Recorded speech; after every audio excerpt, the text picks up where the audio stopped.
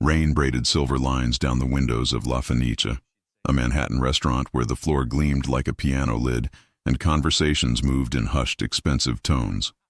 Haley Williams had been on her feet for 8 hours, and still she carried herself as if the night had merely begun. Apron crisp, ponytail clean, a studied grace that made people underestimate her in the first blink and fear disappointing her in the second. At the corner booth, 3 men in dark suits waited the way wolves did, relaxed but never resting. They rose as another man entered without fanfare. No introductions were needed. Even the room's sound softened as if it recognized a storm front. Francesco Marino didn't dress like old money. He dressed like consequence.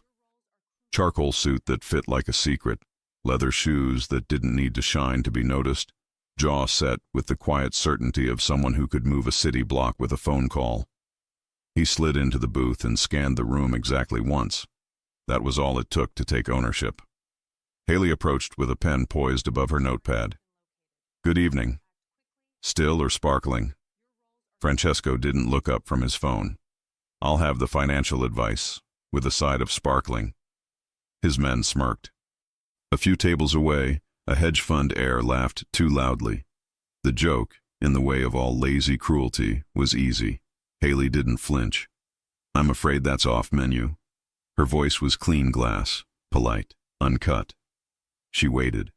He kept his eyes on the phone, the flick of a smile at the corner of his mouth, then lifted his gaze and stalled. He'd expected flustered. He met steady. "Fine," he said, as if he hadn't been testing the tide. "But if you were me, where would you put, let's say, $1 million by Friday? Purely entertainment." His men leaned back, enjoying their boss's sport. Haley followed the rules: 1 heartbeat to decide whether to walk away, 2 to choose mercy. She opted for neither. 40% diversified across sustainable energy ETFs in emerging markets. Countries incentivizing infrastructure will beat bloated Western multiples. 30% in mid-cap value with depressed PE ratios due to overcorrection. 20% tax-advantaged municipals laddered over 10 years. 10% liquid for opportunistic buys when fear makes bargains. The smirk on the hedge fund heir curdled. A busboy paused, suddenly remembering an errand. Rain ticked louder against glass. Francesco set his phone down. He studied her the way men like him studied threats. Careful, interested, faintly amused that interest existed at all. Too specific for a guess. Not a guess. She nodded toward the specials card. "Shall I start your table with the burrata?" His second-in-command, Rico, couldn't resist. "What's the angle, sweetheart? TikTok finance?" Haley's pen never wavered. "My mother taught me numbers on a box of laundry powder and a $10 bill. I graduated to balance sheets out of necessity." Francesco's eyes brightened. Barely. "Necessity," he repeated. "Interesting asset class." "Only if you hold it," she said, and it was his turn to still. He gestured at the empty chair. 5 minutes. A glance to the maitre d', a nod answered by a bow. Rules rewrote themselves with the smallest movements. Haley sat, upright, feet flat, as if ready to run. "This is inappropriate." "So was your portfolio breakdown." Calm, faintly amused. "Explain the emerging market angle." "Growth that isn't window dressing," she said. "Real demand. Government incentives that actually bite. Energy usage data that matches reported capacity, unlike certain too-smooth growth curves that shouldn't exist outside marketing decks." Rico chuckled. "She reads footnotes." "Footnotes tell the truth," Haley said softly, "unless someone is paid to change the font." Francesco tipped his head. "And if the truth bites back?" "Then you were overexposed," Haley replied. "And you mistook leverage for genius." Silence collected like velvet. In that moment, he wasn't testing her. He was remembering something he'd seen in a different room, with different men, when a different number had gone the wrong way because someone bet reputation against math. "Your name?" he asked. "Haley Williams." "Francesco," he said, and waited to see if she recognized the weight. She met the name without outward reaction. Only her throat moved once, a swallow, a tiny bell of nerves. He closed the distance not with his body, but with attention. Let's pretend I have people who manage my money while I manage everything else. If your thesis is right, how would you prove it by Sunday? I would pull energy consumption reports against claimed manufacturing capacity for any company promising the moon on a solar panel. If output doesn't match draw, someone is gilding the kilowatts. Then I'd follow the board seats to see who's playing both sides. Rico's smile died first. The third man, Nate, lifted his eyes from the door for the first time. Someone at the bar gulped a martini wrong and coughed. Francesco leaned back. "And what do you want for your trouble, Ms. Williams?" "Nothing," she said, standing, because she knew the cost of favors too well. "Just don't put financial advice on my check." She left before he could set the price. He watched her thread the room with the efficient grace of someone who had learned to carry more than plates. When the espresso arrived, exactly balanced, heat held within a narrow margin, it came with the bill and a $5,000 tip on a $340 tab. Haley stared at the figure long enough to know it was the exact size of a problem she hadn't voiced. She looked up. He wasn't testing her anymore. He was offering a bridge over a river without asking where it led. "I can't accept this," she said. "You can," Francesco said, "and you will." Her jaw tensed. "Under what condition?" "That you answer your phone," he replied, sliding a card across the table. Black, unmarked, the number handwritten. "When I call." Haley held the card as if it might bite. "And if I don't?" Francesco's smile barely touched the air. "Then I'll assume you prefer your current return on pain." Rain gathered itself outside, intent on a longer storm. Haley turned the card over with a thumb, as if checking whether the ink might smear. It didn't. Her phone buzzed in her apron. A denied financial aid email that pulled the floor an inch lower. She felt the hollowness of a bridge you swore you wouldn't cross, and the certainty of a current that would sweep you under. She looked up to return the card and found the booth empty. Only the black rectangle remained. A small, portable door. When her shift ended, she stood in the alley beneath a flickering lamp and dialed the number with a heart that betrayed her pride. It rang once. "Sunday," Francesco said, as if they were continuing a conversation he'd scheduled on a clock only he could see. "Bring what you said you'd bring." "What did I say?" Her voice didn't tremble. Her hand did. "The truth," he said, "and a reason to believe it." The line clicked. Thunder rolled up the river. Haley closed her eyes and understood that her life had turned with a single joke she should have left on the table, until a second vibration rattled her phone. "Rent due tomorrow." "You good?" Her roommate's text waited like a verdict. She slipped the card into her pocket without letting herself think about it again, trying not to ask the question that always came after a miracle that looked like a trap. What if the miracle was the trap? And what if the trap, for once, was the door out? Sunday, 2:59 p.m. The elevator in the Marino building rose so smooth it felt like a held breath. Haley stepped off on the 85th floor, where the Hudson looked like a blade under winter light. The receptionist took Haley's name as if swallowing a pill, then glanced twice at the screen. "You're expected," the woman said, unable to hide surprise. David Rico Romano waited by the glass conference room, tie undone, expression assessing. He opened the door with a flick of 2 fingers. Inside, a wall of screens mapped markets in real time, stocks pulsing like heart monitors, crude oil moving in stubborn increments, currency pairs that tangled and untangled like dancers trading partners mid-step. Francesco stood with sleeves rolled to his forearms. There was a scar near his wrist that didn't match the suit. "You came," he said. "Your tip would cover 2 months of oxygen," Haley replied. "I'm not foolish enough to pretend I don't need air." He nodded once, accepting the bargain phrased as a fairness. "Show me." She had not slept much. She didn't need to. She needed data. On her thrift store laptop, Haley opened a clean spreadsheet, the energy consumption versus reported output cross-check she'd described out loud as a dare to herself. Company A's line was a river that forgot to bend. Company B's growth curve looked like a prayer answered every quarter without variation.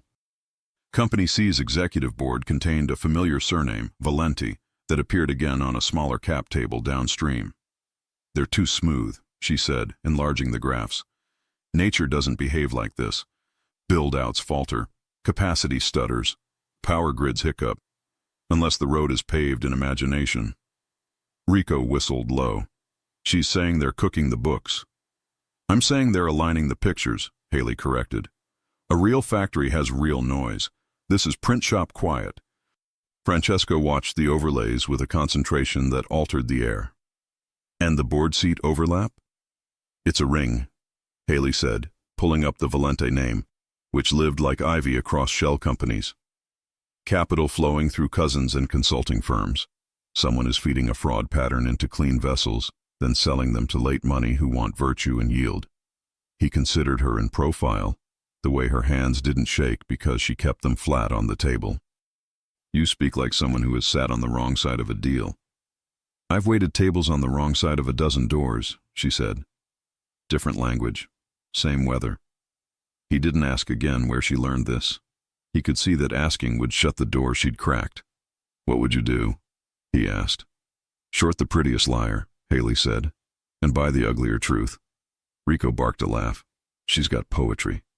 She's got teeth, Francesco said, not looking away from Haley. She finished the summary and waited for rescue or punishment. Instead, he poured coffee, dark as the river. You'll contract here, quietly. Different name if you like it that way. You'll work when you want, from wherever you want, with what you need. Haley's pulse tripped. Is this the part where the room asks for my soul? This is the part where the room asks for your eyes, Francesco said, and where I decide who's been selling painted sunrise to my people. Rico folded his arms. Boss? Francesco didn't turn. I know. What do you know? Haley asked. That if she's right, he said, then someone I shake hands with has been shaking my pockets. He slid a folder across the table. Inside, an NDA, a contractor agreement, compensation numbers that felt like oxygen at sea level. Another page, a line of emergency numbers with no names attached. You'll need a new phone, he said. Use this for anything that touches my office. Haley looked at the sleek device as if it had fangs. I can't sign my life in a room like this. You're not signing your life, Francesco said. Just your work. Your life is your own. Until it's not. A thinner smile. You know how quickly that changes. She did. She signed with slow care, like a person who had been punished for believing words on paper meant the right thing would occur. The pen felt heavier when she laid it down. Good, he said. Let's ruin someone polite. He pivoted to an internal map. Names Haley didn't know, companies she would learn, a charity gala circled on a calendar that made her mouth go dry. Black tuxedo events were fairy tales for people who'd never had to change shoes on a subway platform. What am I looking for? She asked. Cracks, he said. In numbers, in faces, anyone who looks like they're trying to remember where they left a lie. She met his gaze full on, the way she had on the restaurant floor. And what are you looking for, Francesco? Intent, he said. And the man who sold me a sunrise the rain washed off. Their eyes held. Rico cleared his throat. The river moved. Somewhere, a violin on the soundtrack in Haley's mind tucked into a higher key. When she left, a white Maybach idled at the curb. Too obvious, too kind. Her phone buzzed again. Rent paid. For now. Relief softened the sharpness behind her ribs until a second text dented it again. Financial aid. Final denial. The cliff reappeared. She stopped at a newsstand for a coffee she didn't need, just to hold something warm that wasn't complicated. The vendor slipped change into her palm, then closed her fingers around something else. A thin, crisp rectangle slid with the practiced touch of someone used to passing notes in public. She didn't look until she reached the corner. A card. No name. A street address in Brooklyn. On the back, written in careful block letters, "You're asking the wrong questions. Ask why he cares." Haley lifted her eyes and scanned the faces at the crosswalk. No one looked back. The rain started again. Soft, assuming. She tucked the card away. Later, she told herself. After the gala. After she proved that truth had sound and weight. After she learned whether a door could open without snapping shut on her ankle. But who wrote the card, and how did they know which way she would walk? The Marino Foundation Gala turned the old Cunard building into a cathedral of light. Marble columns wore hammered gold. The high blue vault of the ceiling cupped the cautious music of a string quartet like water holding stars. Waiters floated with silver trays as if the floor had been taught not to creak. People spoke the way the wealthy pray, quietly, and only to be overheard by the right saints. Haley Williams entered on Francesco Marino's arm in a midnight gown with clean lines and no apology. A borrowed diamond pin, small, old, certain, anchored her hair. The pin wasn't about sparkle, it was a provenance. He'd pinned it himself in the car with the careful authority of a man who understood how things are marked. "You don't have to pretend," he had said, voice low enough to belong to the leather and the city beyond it. "Just walk. People like us don't ask rooms for permission." She almost asked when she had become people like us. She didn't. When the elevator opened, the room did its small, involuntary hush. The one it saves for power it didn't vote in. He didn't dress like old money. He dressed like consequence. Charcoal suit that fit like a sealed envelope, cufflinks shaped like oaths, a knife sliver tie. 2 men ghosted in his wake. Rico Romano, jacket unbuttoned to advertise that his hands were empty and fast, and Nate, whose eyes counted exits as naturally as other men counted drinks. An elderly patroness in winter pearls reached for Francesco's sleeve. He bent to kiss the air above her hand. "Signora," he said, respectful enough to be remembered, distant enough not to be claimed. Haley felt the room's calculus shift around her, the way attention leaned and then corrected, as if an invisible maitre d' were reseating desire. She kept her breath level. She had carried trays through rooms just like this, gliding along the edge of carpets she couldn't afford to stain. Tonight the carpet held her as if it had been warned. "Smile when you're bored," Rico murmured as a congressman in a heroic tux approached, "and cry where no one can see." "I stopped crying," she said. "Not a boast, just weather." "Good," he said, and moved to intercept a photographer before the lens could decide who she was. Francesco introduced her to no one and to everyone. "A consultant," he told a billionaire whose cufflinks were newer than his marriage. "My eyes," he told a tech founder with teeth too white to be true. He never said her specialty, never offered a last name. In that omission was ownership and protection, a line drawn with a quiet blade. A waiter stumbled near the dais, catching his tray before the glasses sang. Francesco's head turned, expression unchanged, a fraction too quick to be coincidence. Haley felt it then. The net. Not just men and money, the family, the unspoken regal. The silent rituals that kept floors polished and enemies unpredictable. No one here needed to be told what he was. They recognized shape by shadow. Haley's phone gave a tiny, friendly tap against the inside of her wrist. Her scripts were already listening to the building's behavior through legal apertures and less legal ones. Capacity reports, power draw, freight manifests that didn't want to be cousins. Data whispered. The whispers agreed. "Left," she said without moving her mouth, and Francesco's attention slid the way a hawk's does. Nothing wasted. Haley had seen him look at men who owed him, at competitors who smiled like knives. She hadn't seen him look at her the way he did now, like the room had offered a single true line in a sea of ornament. That was when she spotted Enzo Valente. He held his glass the way a guilty man holds a truth, tightly, an inch from breaking. The suit was exquisite, the smile learned, the eyes busy counting exits. The surname had already climbed Haley's spreadsheets like ivy choking brick. Board seats, consultancies, shells that looked like churches from the sidewalk. They started toward him. They didn't part the crowd. The crowd parted them. Halfway across the room, a woman in silver intercepted Haley with a hug that assumed a decade of intimacy and concluded a paragraph of gossip. "Haley?" the woman said, perfume engineered to be remembered by juries and donors. "It is Haley, isn't it?" Haley's lungs forgot when to move. No one had said her name here before. "Do we know each other?" The woman's smile shivered with victory. "Oh, Perhaps I'm mistaken. You just remind me of someone from a firm that burned spectacularly. She had the same inconvenient affection for truth. A glance slid to Francesco's hand at the small of Haley's back. Men with resources do love a challenge. Francesco pressed his palm once against Haley's spine. It wasn't possessive.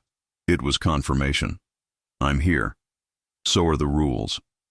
You're mistaking my consultant for a bedtime story, he said pleasantly. But if you tell me who, I do like endings. The woman's smile broke like bad sugar. I was only making conversation.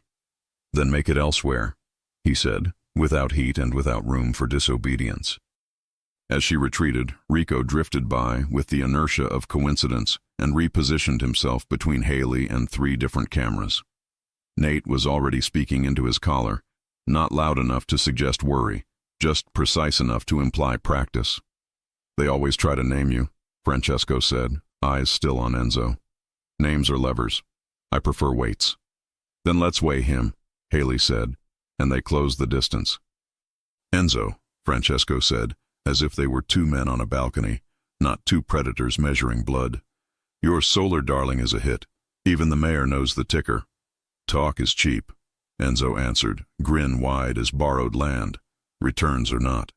Fraud is remarkably affordable, Francesco said, silk over wire. Until it isn't. The grin twitched. I don't appreciate. You appreciate yield, Francesco murmured. He leaned in, voice meant only for Enzo and the ghost of a conscience. And you think capacity is a suggestion for men who can afford it. I don't need it to be anything. Sweat gathered at the clean seam of Enzo's collar. It had no business forming in a room this well air-conditioned.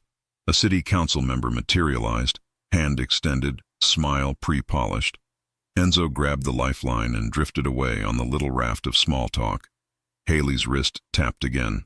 Cross-check complete. On her internal map, Enzo's flagship company glowed the wrong color. Reported output outpacing power draw by a clean, consistent 38%.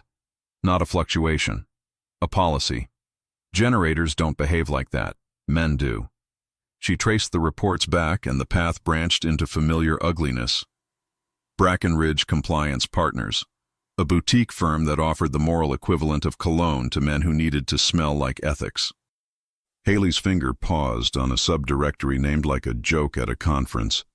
Euphrates. It was nothing. It was everything. The last time she'd seen a project named for a river, it had carried evidence under a city paved with deniability. Francesco, she said, and the word came out thinner than she liked. He saw the pallor shift in her face and adjusted, half a step closer, a fraction of warmth. What is it? Euphrates, she whispered. They reused the pattern. He didn't ask what pattern. He looked at her the way a man looks at the page where the confession should be and isn't, then touched the comms bud. Rico, who in this room would baptize a fraud? Reading lips, Rico murmured. Brennan is here, with donors. William Brennan, compliance priest on weekdays, bagman on weekends. He moved through rooms with a smile that performed benevolence and a Rolodex that performed surgery. Haley watched him incline his head as if blessing an air. The older voice from 100 morning shows, the one who told the city which virtues it could afford this quarter. Music swelled. It should have been triumph. It felt like misdirection. Francesco's phone lit with a single line of text. Do you know who she is? No signature. An origin masked behind 7 mirrors. The screen offered his own face back to him for a second, a man who had not earned this question and would not ignore it. He tilted the phone, let the message die without touching it, and set the device face down on a tray passing by, where it disappeared into an orbit that kept circling him anyway. Haley felt the electric static of a withheld truth. She didn't ask. He didn't lie. Valente just stepped out with Brennan, Nate said, voice cool as glass in his ear. Francesco moved to follow and would have if Haley's fingers hadn't found his sleeve, a reflex faster than decorum. If they see you watching, they'll move the servers, she said, almost without breath. You'll kick in the right door and shake hands with fresh paint. He recalculated mid-stride, the way a man used to drawing maps learns to fold one smaller. What then? Make them think we're clumsy, she said. Offer a partnership. Pretend you're impressed. Men like that live to tour you through the machine that prints money. I don't pretend, he said, a matter of creed. You don't have to, she answered. You're the audience they've been rehearsing for. His mouth tilted. Contempt, amusement, admiration, all in the same spare angle. And you? I go where the numbers sleep, she said, quietly. He never asked how she knew what she knew. He recognized the shape of damage and refused to interrogate it mid-battle. He nodded once. 15 minutes.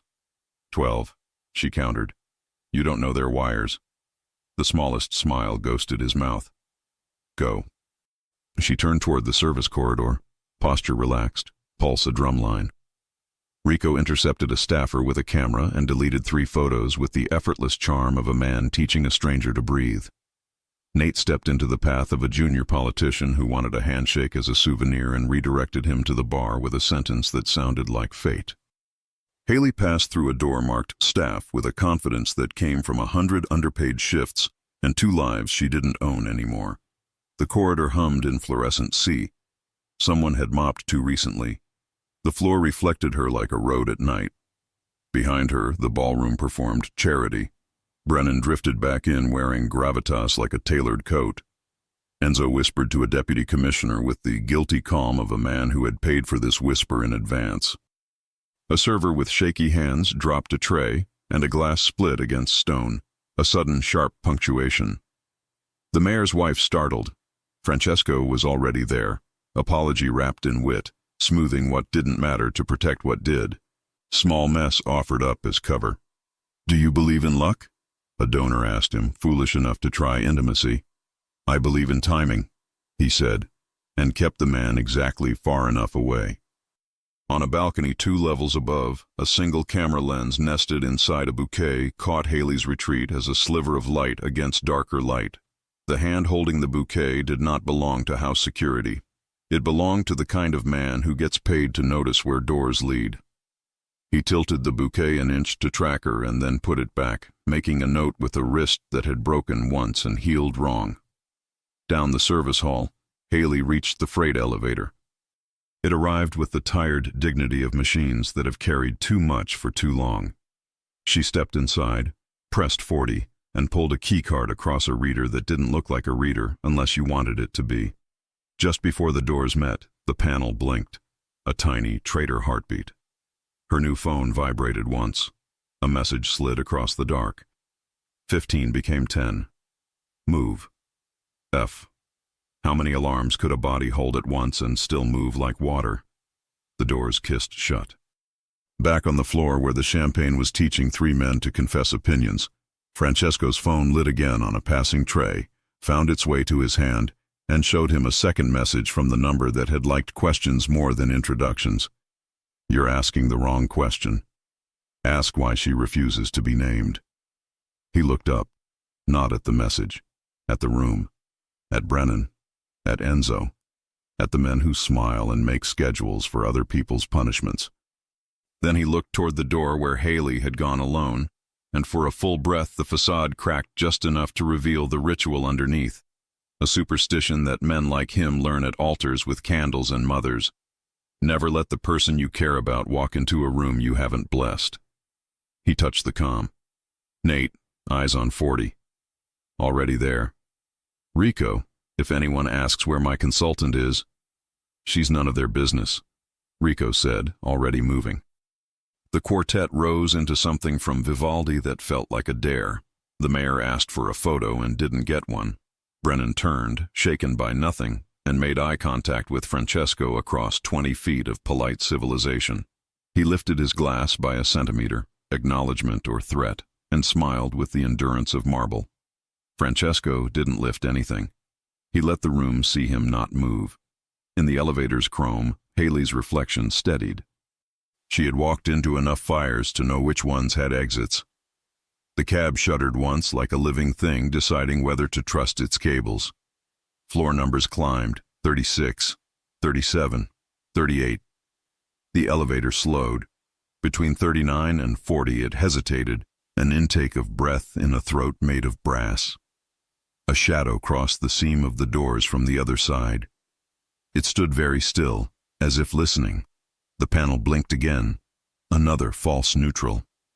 Haley's hand hovered over the emergency stop, then chose stillness. Sometimes the smallest movement was the biggest answer. Somewhere above her, a bouquet drifted past a security camera that blinked, recording in a red no one was supposed to see. Somewhere below her, a text hopped between towers and fell like a coin into a fountain. "Do you know who she is?" The elevator settled, deciding, for now, to obey. The doors began to open onto a corridor that shouldn't echo and didn't. Light met metal. Cold met breath. Who waited on the other side, and how many names would the next room demand before it believed her silence? The service elevator shuddered once like a living thing and carried Haley to the 40th floor. Carpets muffled secrets, light fixtures hummed an office hymn. A discreet plaque read, "Brackenridge Compliance Partners," in a font that tried not to exist. The security pass Francesco had arranged worked on the first door, then the second. The third required a code she shouldn't have known. Her hand hovered, then entered it anyway. Muscle memory from an internship interview she'd never received a rejection for. Just silence, then a rumor about someone else who'd been a better fit. Inside, William Brennan's private office smelled like expensive paper and victory. Minimalist desk, deep rug. A locked steel box in the lower drawer, because men like Brennan always kept a shrine to their best lies. Haley knelt and lifted a bobby pin from her hair, grateful and angry at its usefulness. The lock gave like a confession in under a minute. Inside, USB drives, each labeled with what looked like river names and dates. Euphrates, Q4. Her pulse snapped. She slid it into the reader she'd brought and watched a directory sprout branches. Capacity audits, regulatory drafts, payment flows to boards that shouldn't be paid. And there, an audio file labeled Euphrates, call 1211. She nearly didn't click it. Then she did. 2 voices, time-stamped. The first smooth, older. The second younger, brittle with adrenaline. Older man. "She'll ask for the raw data." Younger man. "We'll give it to her, with the edges filed." Older man. "And if she asks why the curve is smooth?" Younger man. "We say we hired better engineers." Older man. "And if she won't be bought?" Younger man. "Then we buy the room around her." Haley's throat closed. There was no name attached, but she knew that cadence like a bruise she'd learned to ignore. She'd heard a version of it in a smaller life when she thought merit cured rot. The extraction program blinked 80% complete. 7 more minutes. Her phone buzzed with a single message. 15 became 10. Move. F. She wiped prints, returned the drives, closed the drawer, and let her breath out in small measured pieces. The elevator dinged down the hall. Footsteps. 2 security guards in conversation. "Boss wants the security report on his desk tonight." "At this hour?" "You know how he is when he smells smoke." They turned the corner and Haley slid behind a column that didn't hide enough. One guard reached for the door handle. The handle started to turn. And somewhere in the building, glass shattered. A shout. A chorus of "oh no" pitched like theater. "Christ," the guard muttered. "That's the ballroom." "Go," the other said. "I'll finish the sweep." Haley counted heartbeats as one pair of footsteps receded. The remaining guard pulled his phone, soothed someone's panic in a low voice, and texted with the deranged cadence of a man trying to look calm while failing. He moved on. Her program chimed 100%. She pulled the drive, wiped the port, closed everything she'd opened, and left the room exactly as the air remembered it. In the ballroom, a server was soaked in champagne and tears while Francesco apologized to the mayor's wife with perfect penance. The mayor's smile, terrible and practiced, forgave him for the spectacle she knew had cost him nothing. Haley re-entered the light from the opposite side she'd left, as taught. Hair and dress unruffled, eyes bright with adrenaline she politely ignored. Mission accomplished, she breathed. Francesco's eyes flickered with the relief he wouldn't show an enemy. Good. They were steps from the exit when Enzo Valente intercepted them, confidence temporarily restored by the crowd. "Leaving so soon?" Enzo said. "I never had the chance to admire your consultant's insights." Francesco's hand touched Haley's elbow. Some men leave a party when it stops being useful. Some men don't recognize that moment until the lights come on. Enzo's grin returned, smaller. We should talk, Francesco. The Euphrates flows strong this quarter. Haley's stomach dropped into the floor. He said it on purpose. He was daring her to flinch. She did not. Rivers flood, Francesco said mildly. And floods ruin furniture.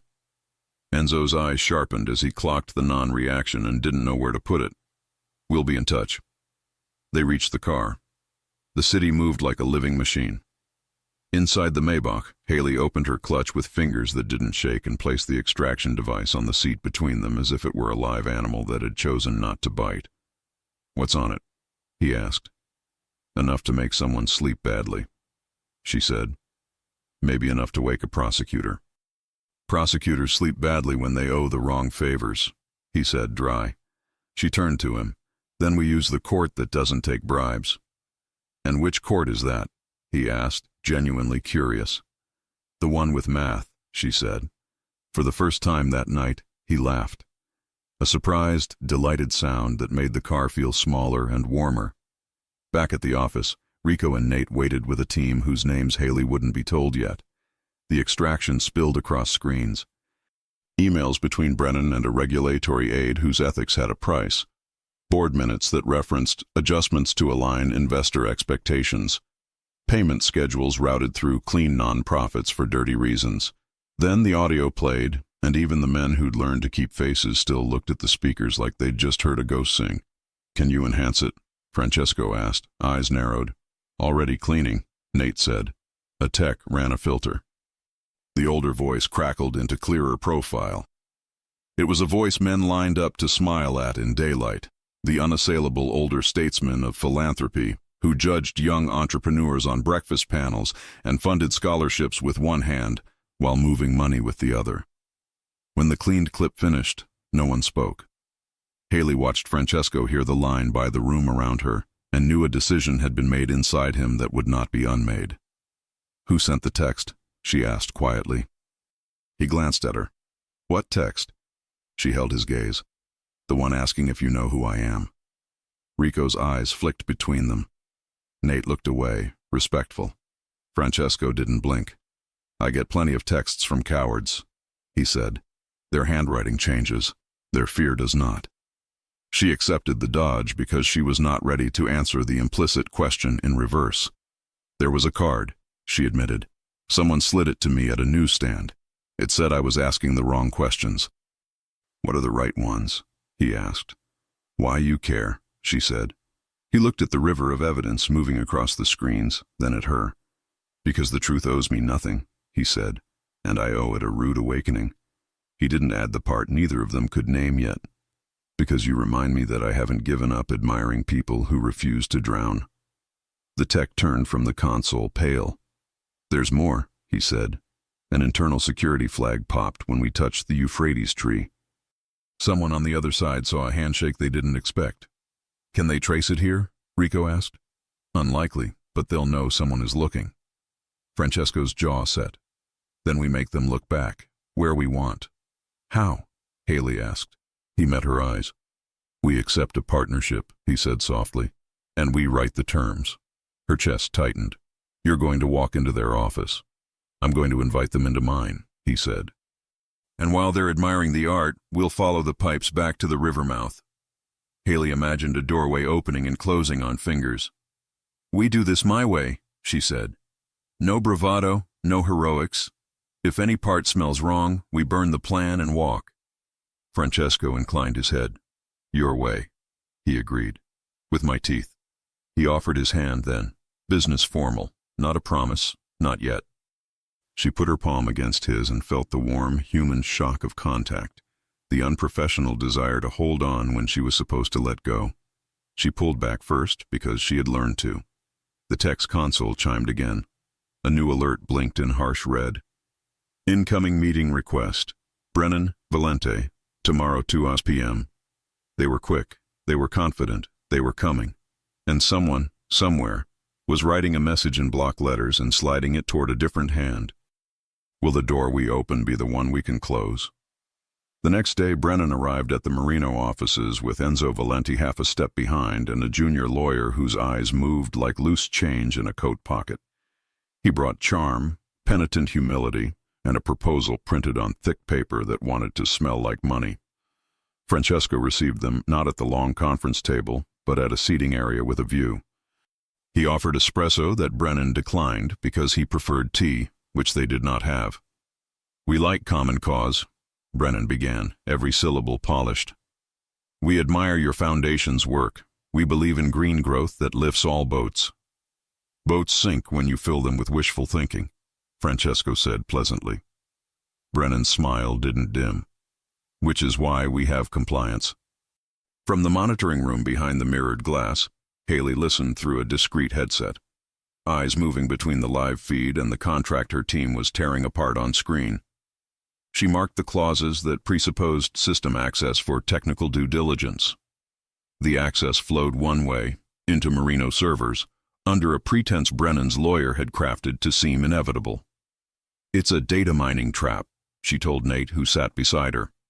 "They want our models, our client list, our keys. They'll take a copy while praising our foresight." Nate nodded, alert to her cadence. "Can we make that tunnel go both ways?" "We make a sandbox that looks like our house," Haley said, "and wire it for sound." On the floor, Brennan shifted to soft intimidation. "We do try to avoid misunderstandings in public, Mr. Marino. Our friends in City Hall appreciate partnerships that keep jobs safe." Francesco smiled as if the weather pleased him. "I have friends too." "For enemies, then," Enzo muttered, attempting levity. Brennan shot him a warning with his lashes. Francesco leafed through the proposal as if tasting a wine. "Fine," he said. "Let's pilot. Minimal data share, tight scope. My team will tailor the access." Brennan's jaw moved, hidden under a pleasant beard. "Of course," he said, voice frictionless. "We're flexible." They weren't, but they could pretend while they looked for a second door. When they left, Francesco walked to the mirrored glass and saw only himself. "Well?" Haley stepped out of the shadow and felt the room tilt as Brennan's cologne faded. "They're greedy," she said, "and patient." "Which one is more dangerous?" he asked. "Patience," she said quietly. "Greed is loud. Patience is a watch." He considered that as if turning the idea in his mouth. "Then we teach their watch to tell our time." The next 48 hours were a ballet of code and misdirection. Haley and the tech team built a honeypot, a simulation of Marino's internal systems that looked authentic from 30 feet and lied at 3. The sandbox contained markers that responded only to Euphrates pattern queries. Touch the river, and the river lit. Francesco took calls with partners and held meetings that meant less than the pauses between sentences. He slept on the very edge of sleep. When hunger came, he forgot to let it in. And always, somewhere behind his eyes, Haley's profile made a shape he couldn't file under business. At night, she went back to her tiny apartment where the fridge hummed louder than the building and read and reread the newsstand card. Why he cares. The question felt less like suspicion now and more like a dare to believe the simplest answer. Because some men care for reasons they can't say out loud without giving something away. On the third day, the pipe sang. A ping in the sandbox triggered their alert. Brennan's team had connected under the limited scope, which Haley had designed to look generous while providing nothing Marino couldn't afford to lose. As predicted, they immediately probed beyond the agreed endpoints, sniffing for a door into trading models and client rosters. "Hello, Euphrates," Nate murmured. "Don't chase," Haley warned. "Watch, learn their handshake, then shake back." In the next hour, the pattern repeated. Curated, careful. Brennan's people were seasoned thieves dressed as auditors. But thieves grew confident when new rooms obeyed old maps. Then someone on Brennan's side made a mistake, small as a single keystroke that called a deprecated function mapped to a legacy internal ID, a ghost tag that exposed the machine on their side for a fraction of a second. Nate swore softly. Haley's fingers flew. She pulled down the machine certificate, traced it to a subnet in a building Brennan didn't list on any brochure, Brackenridge Annex, 47th and 10th. and captured a time window when the machine updated from a local repository. Every update was a mirror. Every mirror showed the room behind the mirror if you angled it right. "Got you," Haley whispered, and felt something like the old her, the analyst, turn in the light. They had the doorway, the schedule, and the partial map. They didn't have the key. Francesco stepped beside her, near enough that his presence adjusted the oxygen. "How bad do we need inside?" he asked. "Bad," she said. "Not permanently. Just long enough to copy the vault." Copying the vault wasn't theft the way a man in a ski mask understood the word. It was proof of crimes too careful to leave bloody fingerprints. It was also dangerous enough to make other people decide whether Haley lived out the month. "No heroics," he said. "And no half measures," she replied. He nodded. "I'll make a mess at street level." She turned to him. "What kind of mess?" "The kind that makes everyone stare out the front window," he said, "while we walk in the back." 2 nights later, a water main break flooded 10th Avenue in cinematic fashion. Sirens, orange cones, angry men in bright vests shouting schedules into radios. Brackenridge Annex bled interns onto the sidewalk while a building manager argued with a city inspector who hadn't returned his calls since 2019.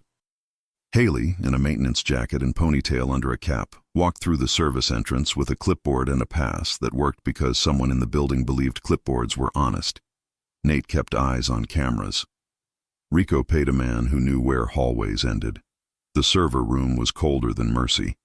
Haley's hands moved over ports and cables like a pianist's sight-reading grief. The extractor hummed. The room hummed back. Her heart counted seconds badly. Footsteps in the hall. A muffled complaint about boots. The handle twitched. She froze.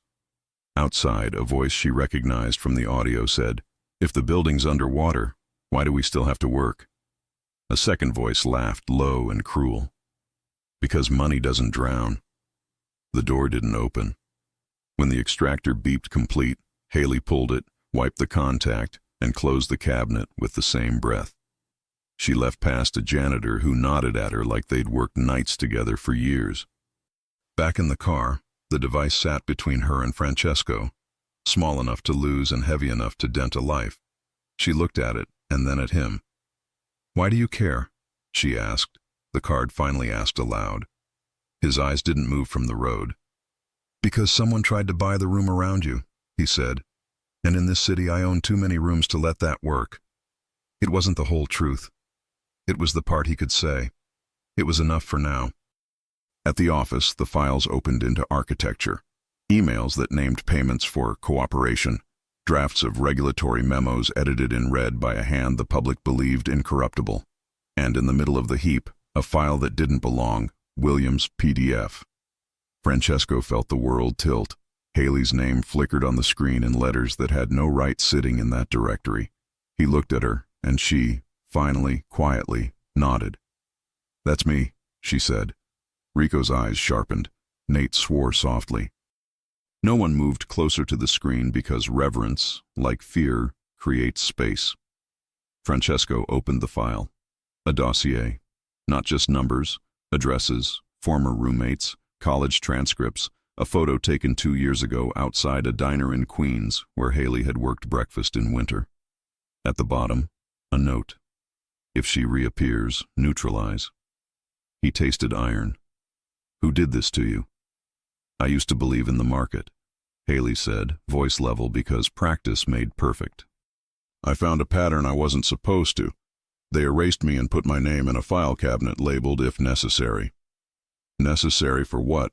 Rico asked, already knowing. "To keep the river smooth," she said. "With a body in it." Francesco closed the file with a care that looked like fury dressed for dinner. He touched the comm in his ear. "Get me every lawyer who owes me a favor," he said, "and 3 who don't." "On it," Nate said. Francesco turned to Haley. There was a rule he'd never broken.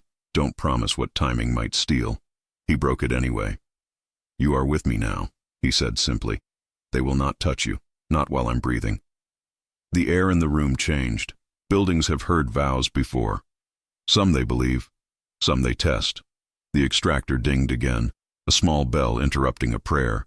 Another file surfaced, tagged with a date 3 days from now and a subject line, Containment. "Read it," Haley said. Nate's lips moved as he scanned. "They're scheduling a visit to the Marino offices," he said, voice flattening. "Not to talk, to plant something that looks like a crime." Francesco's gaze went arctic. "Then we don't just prove them dirty," he said. "We prove they tried to dirty us." "And we show it to the city," Haley said. "And the country," he replied. They were still building the plan when the building PA chimed with an event no one expected. Fire alarm, real smoke in a stairwell that shouldn't have had a cigarette near it. The floor began to move, practiced, controlled. The extraction rig sat blinking on the desk, full of everything and glowing like temptation. "Go," Francesco told his team. "Francesco," Haley started. He motioned her to the door. "We leave it," he said. "If they get into the room, they find nothing." He tapped the safe in the wall with 3 fingers. A panel slid 2 inches open, enough to swallow the drive in a heartbeat. The stairwell smelled like damp metal and glue. Haley's hand found the rail, cold under her palm. They descended step by orderly step until a man in a maintenance jacket rounded the landing below and looked up at her with recognition he tried to hide. He smiled with block letters in his eyes. "Ms. Williams," he said pleasantly, voice the calm of a person who has practiced it. "Do you have a moment to talk about containment?" Francesco moved before the man could finish the word. Rico moved faster. The landing became a box with a single language. The fire alarm screamed approval. Somewhere in the building, a camera watched a story write itself. Who pulled the alarm, and who planned to finish what a file had scheduled 3 days from now. The maintenance man didn't get a second sentence. He reached for his pocket, and a hand met his wrist with a speed that would have broken bone if Francesco had chosen bone. He chose tendons instead. The man's knees hit the landing with a metallic clatter. Rico removed a phone from the jacket with the indifference of a person doing laundry. "Call it," Francesco said, voice low. Nate, 2 floors above, had already pulled building security into a loop that routed through their own system. The maintenance badge lit red on a control screen. The name wasn't his. The photo was someone else's. Brennan had sent a man wearing city clothes. "Police?" Rico asked. "Not yet," Francesco said. "He'll say we lured him." He looked at the man. "Who told you containment was on today's schedule?" The man's mouth smiled while his eyes asked for a softer world. "I like your building," he said. "It has pretty alarms." Haley didn't realize she'd stepped closer until the man's gaze snapped to her, triumphant. "There she is," he crooned. "The variable." Francesco's body made a small move that meant violence later. Haley held up a hand. "This is the part where you tell me I can't win," she said. "Right before you lose the file naming all your friends." The man's smile finally faltered. "What file?" "The one where you plan to install evidence on our network," she said. "Bad plan. Worse execution. Your deprecated call exposed your machine. We have your map." For the first time, the man looked afraid. It made him ordinary. Rico leaned in, amused. "Tell Brennan," he said softly, in a voice made for promises you hope you can keep, "that the river he built runs backward now." They delivered the man to a security office they controlled more than the city did, with paperwork that would exist when scrutiny required it. When the alarm cleared, the floor returned to its desks as if nothing had tried to burn. The next hours became a court of their own design. Lawyers assembled in the conference room with faces that understood mess. Journalists Haley trusted from a distance were given time-stamped snippets, enough to start calling fact. A U.S. attorney who owed Francesco a favor from a different life returned a call on the first ring. Brennan's office called to reschedule a follow-up. Francesco's assistant replied with polite ice. "We're assembling a joint statement. Your presence will be welcome." Brennan didn't answer. He sent a different man with a bouquet of regret at an hour when decent people slept. The doorman at the Marino building turned him away without asking permission. On the 5th day of the week that had shifted a city's temperature, the story broke. not in a blog that could be bought or a station that could be pressured, but in a paper that liked records. The article didn't speculate. It published audio of "Buy the room around her." Emails excised of deniability. Euphrates set out in increments the public could follow without a degree. Everyone who'd shaken Brennan's hand scrambled to remember where their other hand had been. Valente issued a statement about being misled by vendors. The mayor pledged a task force that would produce a schedule. That afternoon, a black car without plates parked across from the Marino building and didn't leave. Haley watched it from an interior room with one window and took a breath that didn't calm anything. "They won't try here," Rico said. "They'll try where I sleep," Haley said. Francesco shook his head. "You'll sleep here." He'd said it as an option before. He said it now, like policy. She wanted to argue on principle. The look in his eyes moved the argument into a place called later, if you must, but not now. The guest suite was quiet and expensive without being cruel. She showered the day off and put on one of the t-shirts folded in the drawer. Their existence felt like the strangest kindness. Then stepped barefoot into the kitchen where Francesco stood in shirt sleeves making coffee as if the world hadn't rung alarms for 5 days. His forearms were the kind that carried weight without complaint. A small scar by the wrist caught the light and told a story she didn't ask to hear yet. "Insomnia?" he said without turning. "Graduating from it," she said. He turned then. The room, idiotically, forgot it had seen him before. "Do you miss it?" he asked. "The old future you planned?" It was the first raw question he'd asked that hadn't been about a file. "I miss the girl who believed work was a spell that turned bad men into honest ones," she said. "She was sweet and stupid. She was good," he said, "and she learned." He brought her a mug, fingers brushing hers long enough to make the air do that shifting thing again. She breathed coffee and him and steadiness. It had been a long time since steadiness had smelled like a person. They didn't kiss then. They took a step into a silence that didn't feel empty. Words would spoil it. Heat would name it too soon. Sleep finally arrived like an apology. In the morning, the world continued its new habit. Brennan indicted. Enzo flown to Miami and caught in a photo with sunglasses and no comment. The U.S. attorney held a podium with names as if they were coordinates. The older voice from the audio lost 3 board seats in under an hour and gained a lawyer famous for delaying the inevitable. Haley watched it happen, not trusting it, then trusting it enough to let a breath travel all the way to the bottom of her lungs. She turned to find Francesco at the glass, looking at a city that had been his battlefield and his inheritance. "You did it," she said. "We did something," he replied, "and the river found the ocean." She set the mug down and closed the distance because progress deserved contact. She kissed him first, slowly, as if learning a language she'd secretly spoken for months. He responded with the patience of a man who had taught himself not to want what he could not protect. When they drew apart, she rested her forehead against his and laughed, quiet. "I thought I would never believe in rooms again," she said. "And here I am in one that didn't try to buy me." He smiled, real and young around the edges. "This room is yours," he said. The doorbell rang.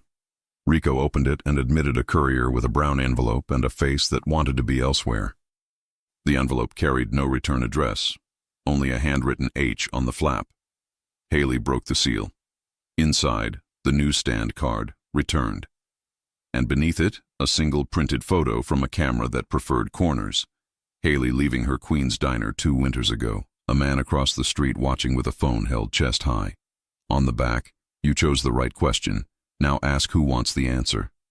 The room chilled. Francesco's jaw flexed. "Brennan's people?" he asked. Haley shook her head. "No. This is neater." Her phone buzzed before fear could settle into furniture.